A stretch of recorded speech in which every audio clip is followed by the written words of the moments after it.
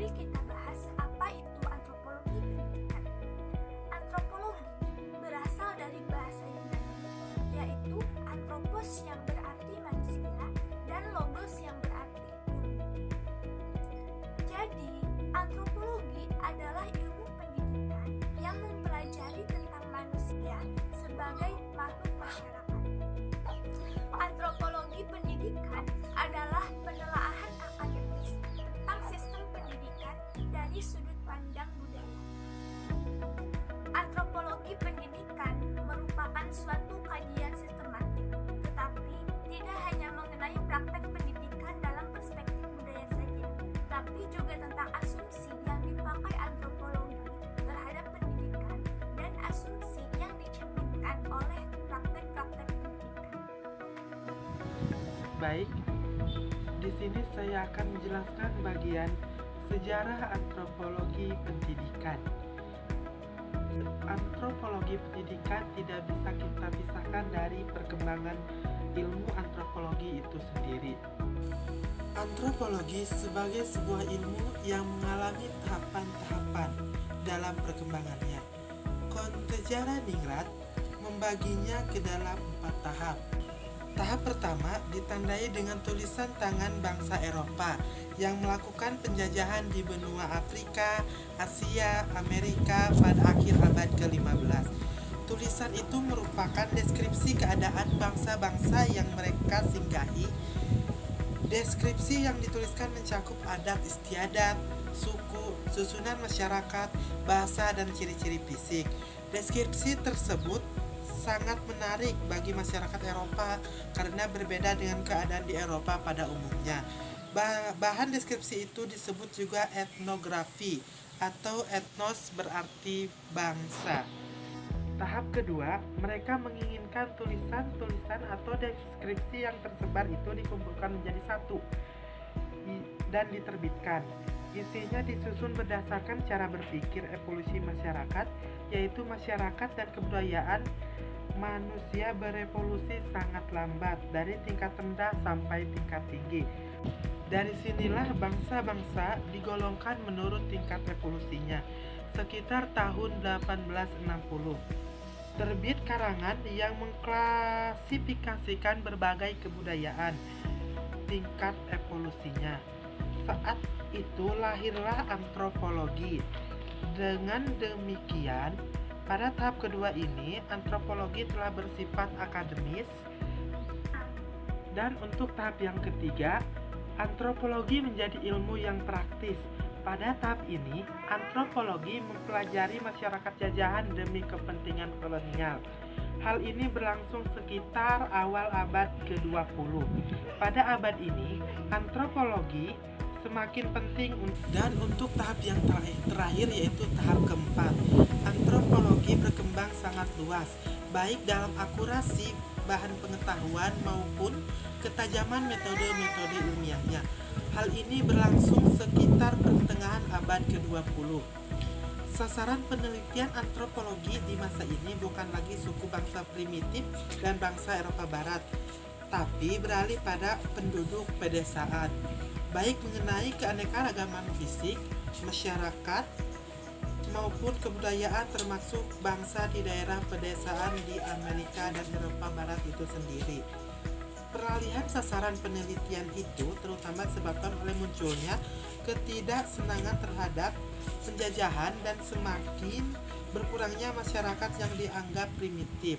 Di sini saya akan menjelaskan materi aplikasi landasan antropologi dalam pendidikan saat ini. Penerapan landasan antropologi dalam pendidikan saat ini ada 3 poin. Untuk poin yang pertama yaitu model pembelajaran berbasis budaya lokal. Model pembelajaran ini diterapkan melalui muatan lokal. Materi disesuaikan dengan potensi lokal masing-masing daerah di lingkungan sekolah, sehingga siswa dapat mengenali potensi budayanya sendiri, mengembangkan budaya, menumbuhkan cinta tanah air, dan mempromosikan budaya lokal kepada daerah lain. Untuk Poin yang kedua yaitu metode pembelajaran karya wisata, yaitu guru mengajak siswa ke suatu tempat atau objek tertentu untuk mempelajari sesuatu dalam rangka suatu pelajaran di sekolah. Metode karya wisata berguna bagi siswa untuk membantu mereka memahami kehidupan real dalam lingkungan beserta segala masalahnya. Misalnya, siswa diajak ke museum, kantor, percetakan, bank, pengadilan, atau ke suatu tempat yang mengandung nilai sejarah atau kebudayaan tertentu. Untuk poin yang ketiga yaitu pembelajaran dengan modeling. Modeling adalah metode pembelajaran dengan menggunakan model atau guru sebagai objek belajar perubahan tingkah laku yang kemudian ditiru oleh siswa. Modeling bertujuan untuk mengembangkan keterampilan fisik dan mental siswa. Saya di sini akan memaparkan beberapa manfaat mempelajari antropologi.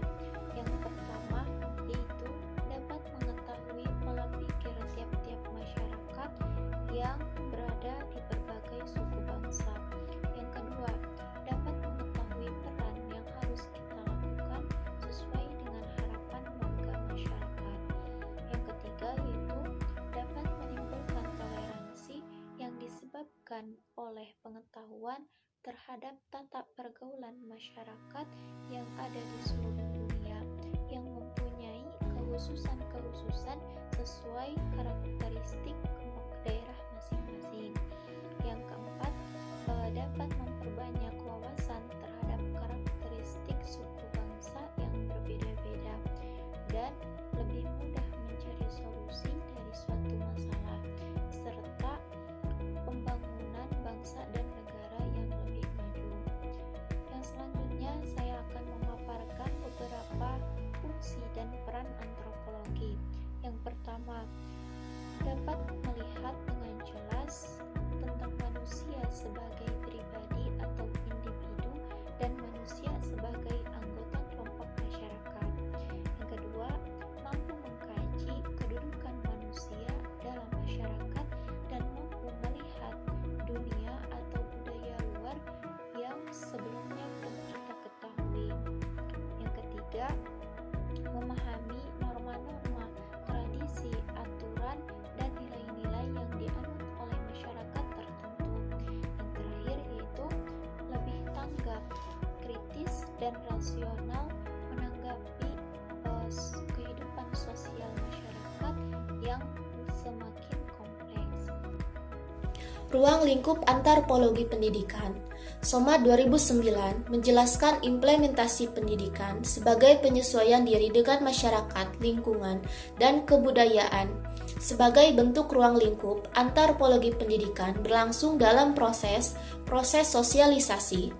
Proses ini dimulai sejak bayi baru lahir, bayi berinteraksi dengan orang-orang di sekitarnya sehingga terjadi komunikasi tertentu baik dan seterusnya hingga ia tumbuh dan berkembang. Proses enkulturasi. Enkulturasi artinya pembudayaan yang dimaksud adalah proses pembudayaan anak agar menjadi manusia. Berbudaya dalam proses ini yaitu sistem norma atau aturan mengenai aktivitas masyarakat yang khusus. Proses internalisasi yaitu proses penerimaan dan menjadikan warisan sosial pengetahuan budaya sebagai isi kepribadian yang dinyatakan dalam perilaku sehari-hari selama hayat masih di kandungan.